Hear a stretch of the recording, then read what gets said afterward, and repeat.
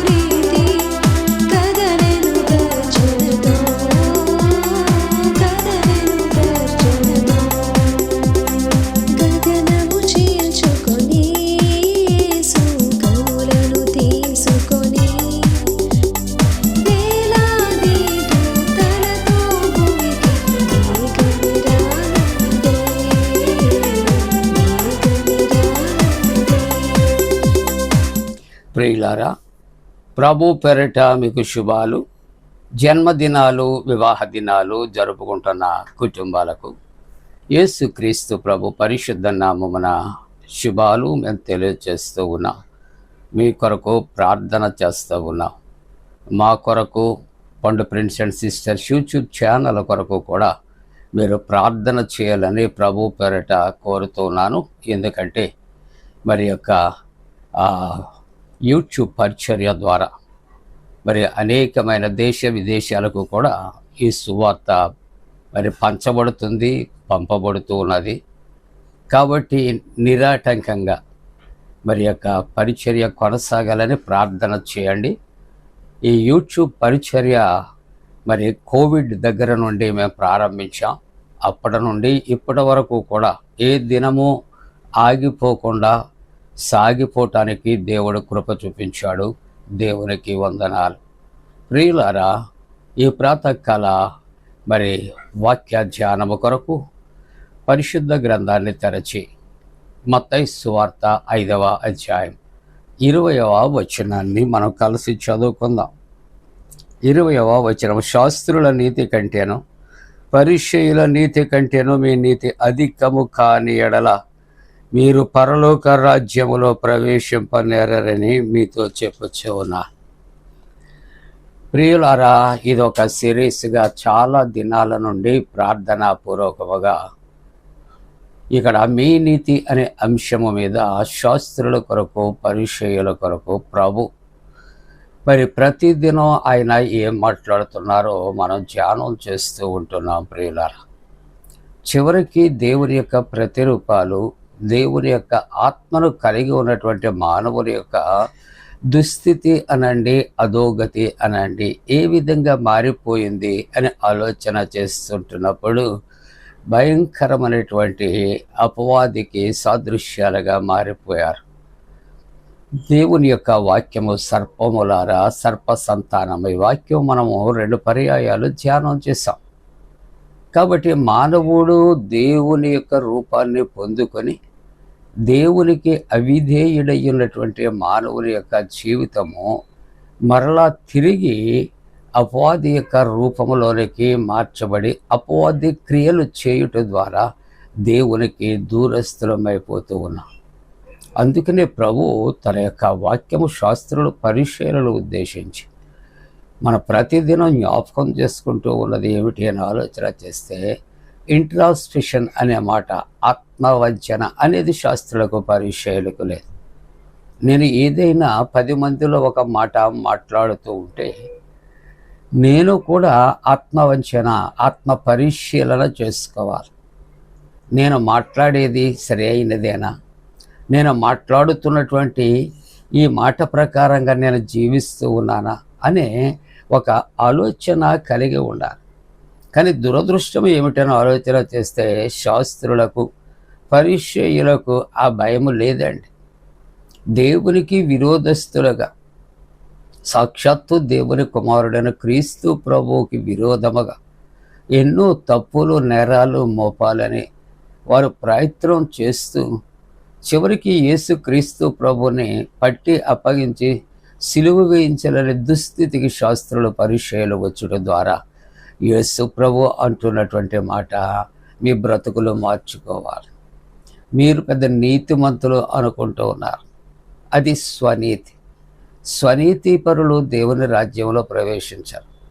స్వనీతి దేవుని రాజ్యాన్ని స్వతంత్రించుకోలేదు.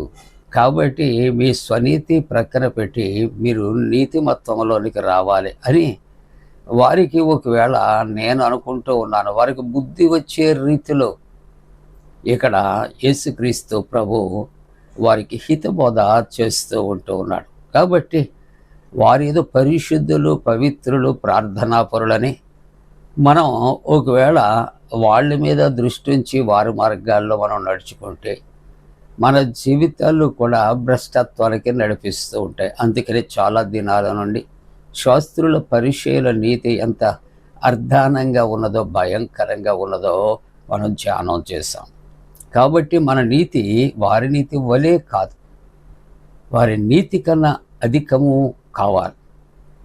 అలాగూ అయితేనే మనం దేవుని యొక్క రాజ్యములో మనం ప్రవేశిస్తాం అని దేవుని యొక్క వాక్యము. అందుకని మత్తయి సువార్తలో 23వ అధ్యాయంలో మనం 34వ వచనంలో చూస్తే, అందుచేత ఇదిగో నేను మీ యొద్దకు ప్రవక్తలను, జ్ఞానులను, శాస్త్రులను పంపుచున్నాను. మీరు వారిలో కొందరిని చంపి సిలువ వేయుదురు, కొందరిని మీ సమాజ మందిరములలో కొరడాలతో కొట్టి పట్టణము నుండి పట్టణమునకు తరుముదురు. చూసారా ప్రియమైన దేవుని యొక్క బిడ్డలారా, దేవుని యొక్క వాక్యము ఈ దినము మనతో మాట్లాడుతూ ఉన్నటువంటి ఆ మాటలు 34వ వచనంలో, అందుచేత, ఎందుచేత మీరు సర్ప సంతానం, మీరు సర్పములు అని ఆయన చెప్పి, అందుచేత ఇదిగో నేను మీ యొద్దకు ప్రవక్తలను, జ్ఞానులను, శాస్త్రులను పంపుచున్నారు. ఎందుకు పంపిస్తున్నారు ఆయన? తన ప్రతినిధులను తన పరిచర్య చేయటానికి, తన వర్తమానాలు లోకానికి అందించటానికి, అజ్ఞానులు అయినటువంటి మానవాళిని జ్ఞానవంతులుగా మార్చటానికి, అవిధేయులను విధేయతలోనికి నడిపించటానికి, క్రీస్తుని ఎరగనటువంటి వారికి క్రీస్తుని పరిచయం చేయటానికి 3 రకాలుగా ఆయన పంపిస్తున్నాడట. ప్రవక్తలను పంపిస్తున్నాడు, ఆయన జ్ఞానులను పంపిస్తూ ఉన్నాడు, ఆయన శాస్త్రులను పంపిస్తూ ఉంటూ ఉన్నాడు. అయితే ఇక్కడ దేవుని యొక్క వాక్యం ఉంటుంది, మీరు వారిలో కొందరిని చంపి మీరు సిలువ వేస్తారు. ఎంత భయంకరము! దేవుని యొక్క సువార్త ప్రకటన చేయటానికి ప్రవక్తలను, జ్ఞానులను, శాస్త్రులను ప్రభు ఆయన మన జీవితాలు మార్పు చేయటానికి, పరలోక రాజ్యంలో ప్రవేశించే అర్హతలు సంపాదించే మార్గాలు ప్రబోధము చేయటానికి అక్కడ వారిని పంపిస్తే వారిని ఏం చేస్తారంట? కొందరిని చంపి వారు సిలువకు అప్పగిస్తారు, సిలువకు అప్పగిస్తారు. అంతేకాకుండా వారు సమాజ మందిరాలలో కొరడాలతో కొట్టి పట్టణము నుండి పట్టణమునకు వారు తరుముదురు అని దేవుని యొక్క వాక్యము ప్రియులారా. కాబట్టి ప్రభు ప్రేమ కలిగినటువంటి వాడు, ప్రభు తన ప్రేమను పంచటానికి, తన యొక్క జీవమును వర్తమానము ద్వారా సువార్త ప్రకటన చేయటానికి ఆయన జ్ఞానులను పంపిస్తాడు, ఆయన శాస్త్రులను పంపిస్తాడు, ప్రవక్తలను పంపిస్తాడు. కానీ వారు ఏం చేస్తారట? పట్టణము నుండి పట్టణమునకు వారు తరుముతారు, కొరడాలతో కొడతారు, సిలువకు అప్పగిస్తారు. కాబట్టి అలాగున ఇక్కడ దేవుని యొక్క వాక్యములో మనము ఆలోచన చేస్తూ ఉన్నప్పుడు అనేక మందిని వారు కొట్టి వారు చంపారు. వారు చివరికి క్రీస్తు ప్రభువుని కూడా సిలువకు అప్పగించారు. కాబట్టి ఇటువంటి వారు పరలోక రాజ్యంలో ప్రవేశిస్తారా? ఒక ప్రశ్న. అటువంటి వారు ఎందుకు ప్రవేశిస్తారు? మన జవాబు, ప్రవేశించాలంటే ఏం చేయాలి? శాస్త్రుల నీతి కంటే, పరిచయుల నీతి కంటే మన నీతి అధికముగా ఉండాలి.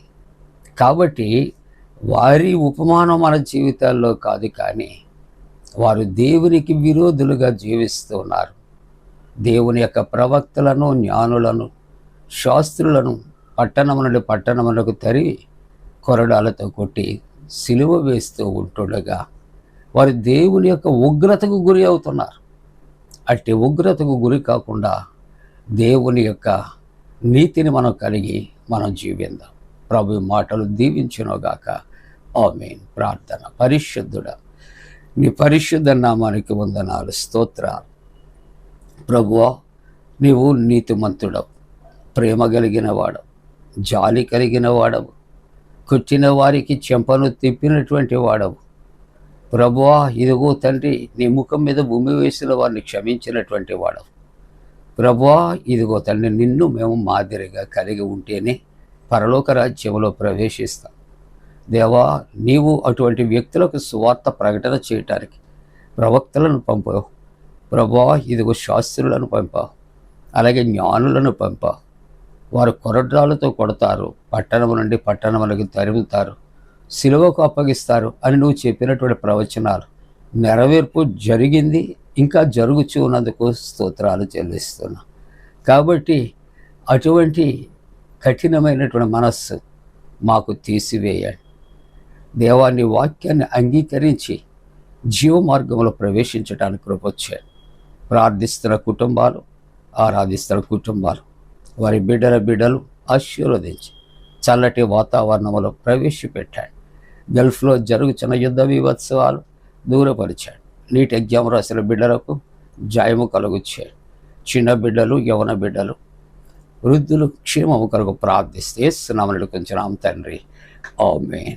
మన పరమ తండ్రి అయిన దేవుని యొక్క ప్రేమయు, ప్రభు యేసు క్రీస్తు ప్రభు కృపయు, పరిశుద్ధాత్మక నేను సహవాసం ప్రాతకాల ఆరాధనలో ప్రభును ఆరాధిస్తున్న కుటుంబాలకు తోడుగుని సంరక్షించి కాపాడును గాక.